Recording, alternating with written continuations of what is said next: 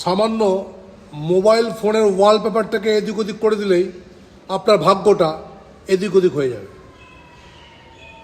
এই যেমন ধরুন, আপনি প্রচণ্ড পরিশ্রম করছেন, দিন রাত এক করে খাটছেন, দিন রাত এক করে দিয়েছেন, খাটালিতে কোনো কমে আপনি রাখেননি, কিন্তু আপনি সফলতা পাচ্ছেন না।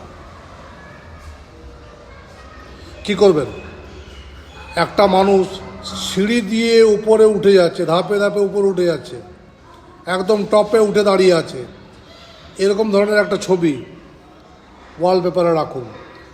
আপনি সফল হবেন, আপনাকে সফল হতেই হবে। দুটো রিলেশনের মধ্যে একটু গণ্ডগোল এসে গেছে, বা বিবাহ নিয়ে কোনো সমস্যা আসছে, রিলেশন জাতীয় কোনো সমস্যা, বা বিয়ের পরে অশান্তি স্বামী স্ত্রীর মধ্যে, আপনার মোবাইল ফোনে লাল রঙের গোলাপ ফুলের একটা ছবি রাখুন, মিরাক্কেল ফল পাবেন।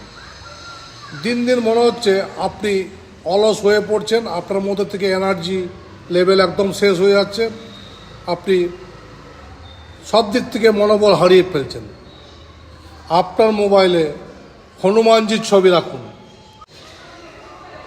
অর্থগত কোনো সমস্যা, অর্থ ব্লকেজ হয়ে গেছে বা অর্থ আসছে না, প্রচুর অর্থ চাইছেন, আপনার মোবাইলের ওয়ালপেপারটিতে লক্ষ্মী এবং কুবেরের ছবি রাখুন।